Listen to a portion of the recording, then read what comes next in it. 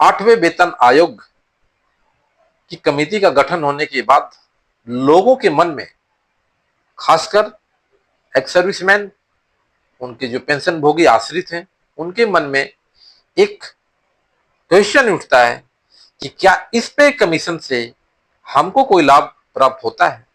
हमको मीन्स उन पेंशनर्स को। तो मैं आप लोगों को इस बात से अवगत कराना चाहता हूं कि 25 मार्च 2025 को राज्यसभा ने एक लेटर के माध्यम से इस क्वेश्चन का जवाब दिया है कि defence person and pensioner will be benefited. इस पे कमीशन के माध्यम से सभी पेंशनर्स और पेंशन भोगी के जो पेंशनर आश्रित हैं उनको भी लाभ मिलेगा। नमस्कार, मेरा नाम है राजीव कुमार यादव। आप देख रहे हैं राजीव कुमार ऑफिशियल। साथियों, इस चैनल को लाइक, शेयर, सब्सक्राइब करिए, क्योंकि आपके छोटे से प्रयास से मेरा हौसला बुलंद होता है और मुझे अच्छा लगता है कि छोटी मोटी जानकारी आप तक पहुंचाने का।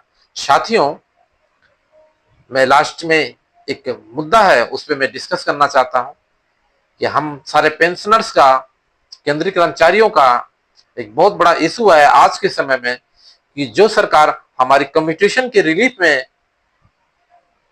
180 माह तक कम्यूटेशन की रिकवरी करती है, उसको दिल्ली और चंडीगढ़ न्यायालय में कुछ पार्टीशन के माध्यम से जब अपील की गई थी, तो उसमें हाई कोर्ट ने में इस बात का संकेत दिया है कि यह कम्यूटेशन की जो रिकवरी है 180 माह न होके 10 वर्ष 8 माह में ही उसको समाप्त कर दिया जाए।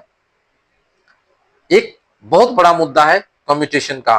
दूसरा है, हमारे आपके बीच में अब तमाम ऐसे सैनिक आ रहे हैं जो विकलांगता के कारण सेना से बर्खास्त कर दिए जाते हैं या उनको सेल्टर अपॉइंटमेंट नहीं अवेलेबल होने के कारण उनको घर भेज दिया जाता है। उनकी पेंशन में कुछ जीएमओ 2023 के आने के बाद ऐसे प्रावधान आ गए हैं कि उनकी मेडिकल पेंशन भी नहीं मिल रही है।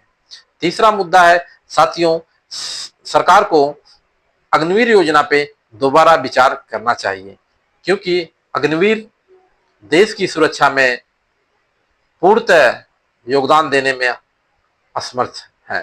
क्योंकि रेगुलर सैनिक की जो ट्रेनिंग होती है, उसका जो विजन होता है देश के प्रति समर्पित होने का, वह कहीं ना कहीं अग्निवीर में कम पाया जा रहा है।